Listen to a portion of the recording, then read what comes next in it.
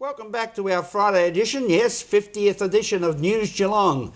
As we turn to the world of Geelong sport, our very own flying hawk, the one and only Nathan Currie.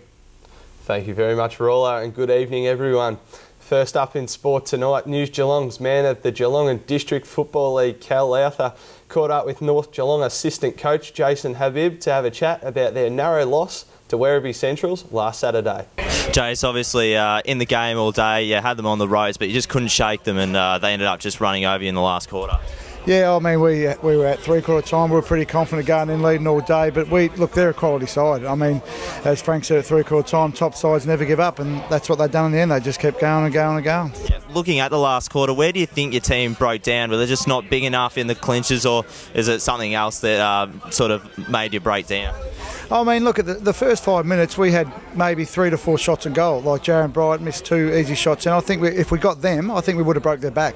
But, I mean, missed opportunities, cost us a game, I think, in the end. The last 5 minutes really cost us where we should have kicked those balls. Yeah, and it sort of leaves us a bit more of a sour taste in your mouth because, you're sort of at the bottom of the 5 now, and it makes it difficult to get in the top 3.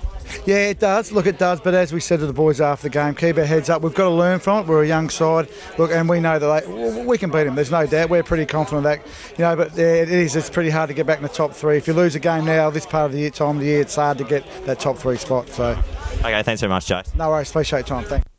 Thanks very much, Cal. News Geelong also caught up with Geelong Cats coach Mark Bomber Thompson to have a chat to discuss his side's big clash with the Hawks tomorrow.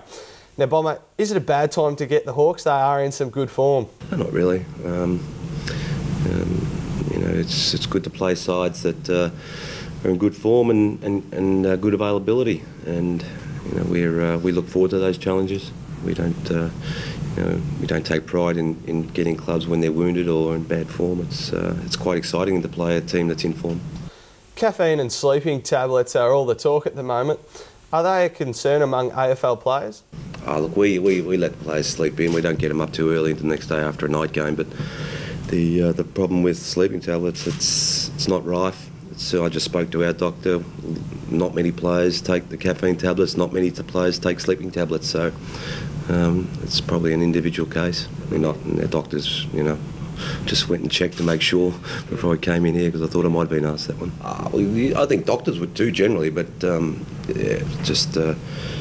are players that can't sleep that have problems, and it's not just footballers, it's people in general public. I'm sure that doctors just wouldn't hand them out free willy.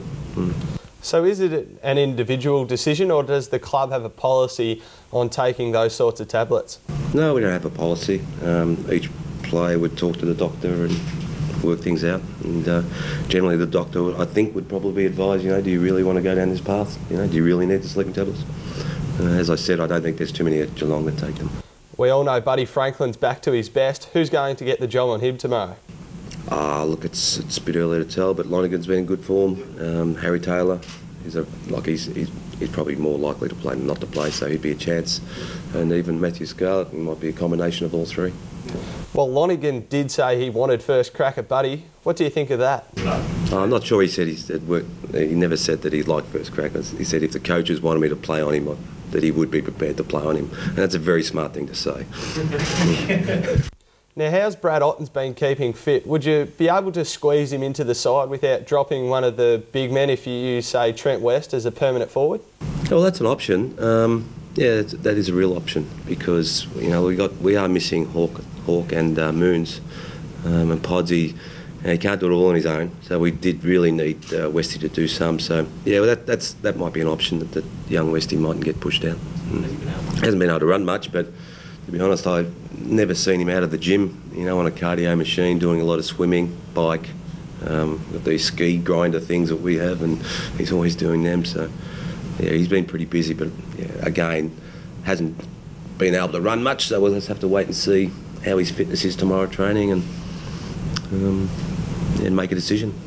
Well, some of the boys returned last week. How are they travelling after their first game back? Chappie's fine because he'd only missed the 1 week. Joel Corey said his body was just aching for about 48 hours. So he's going to take a delayed recovery process, and it'd be really important that he manages his energy this week, and usually it's the second week in that they struggle a bit more, so hopefully that's not the case with Joel. Well, Max Rook's another bloke that's been out of the side. How's he coming along? Yeah, Rook, he's coming along okay. He's improving, which is great, and we're hoping that he can play pretty soon, 3 or 4 weeks. Mitch Brown's been doing well in the VFL. Where's he at the moment? Yep. Kicked 4 again last week and missed 2 from 20 metres out. Could have very easily kicked 6, so very excited, but we're probably not this week. Finally, Bomber, would you rather play during the day or night?